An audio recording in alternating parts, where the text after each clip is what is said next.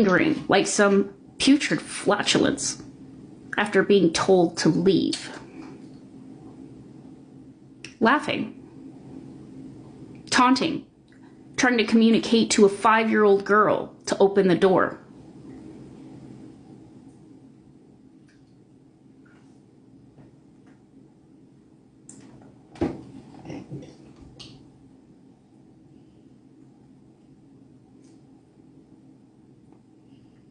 No family should ever have to go through that. Especially if the development has knowledge that this person has gone through what they went through. That's enough. Quite enough. Putting locks on doors and then refusing to give a key. Essentially telling me to jump off the balcony if I ever get locked out.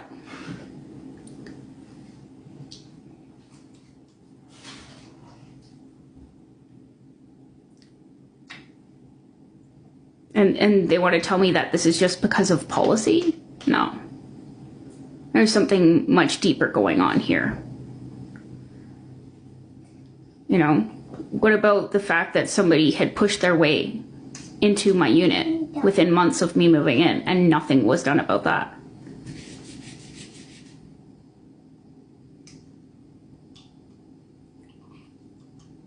Like, aren't tenants supposed to be ejected out of the program when they commit violence or do stuff like that, invade other people's homes? But just because we used to live in the same shelter, that was excusable. She wasn't even supposed to know where I lived. She wasn't even supposed to know where I live currently here. Lived. I'm already saying it like it's past tense. And then the findings of that electrical problem, okay? Like, in their defense claim, they clearly showed the emails between both property managers,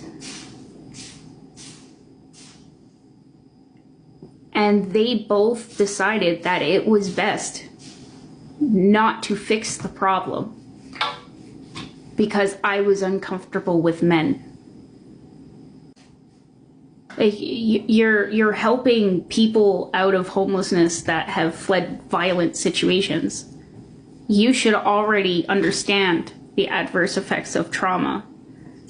And you should definitely understand that that's a pretty common one after women flee violent situations with men, to be afraid of men.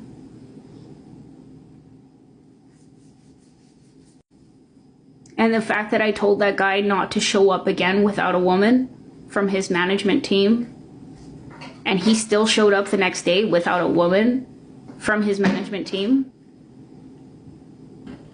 And then he tried to twist my words in the emails. He made it sound like I was requesting a female worker for all of the maintenance.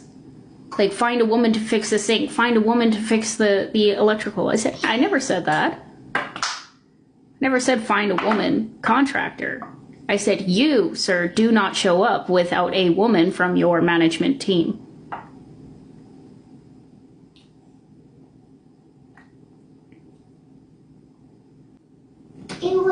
So I'm not going to drop it. Oh, and the findings of that, how they just brushed it off, like that electrical issue. Oh, it was just like you had to flick a switch. So, like, I'm sorry it was so inconvenient for you. I'm like, that could have electrocuted me. It wasn't even properly grounded. That's what a grounding wire prevents, is electrocution. And when circuits aren't properly closed, considerably the switches, main switches 1 and 2, where most of the electricity flows through, there's a little thing called arcing. That's where electricity jumps from one cable to another. It tries to create the shortest distance. That could have caught fire.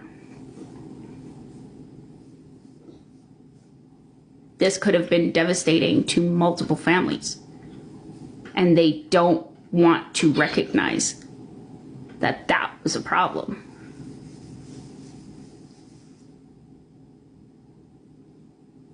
Oh, but we all have tenant insurance, right?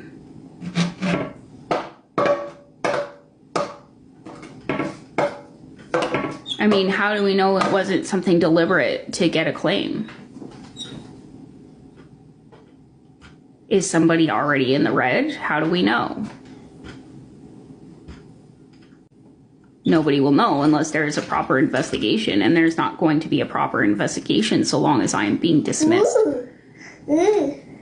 So long as the law and the courts are allowing the landlords to hide behind the RTA like they were just following the book. So that's why I have to keep pressing.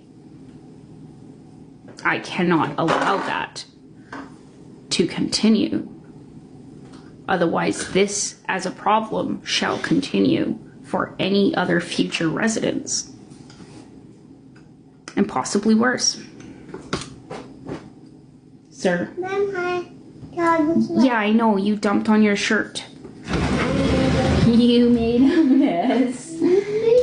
Here, I got a clean shirt for you right here, son.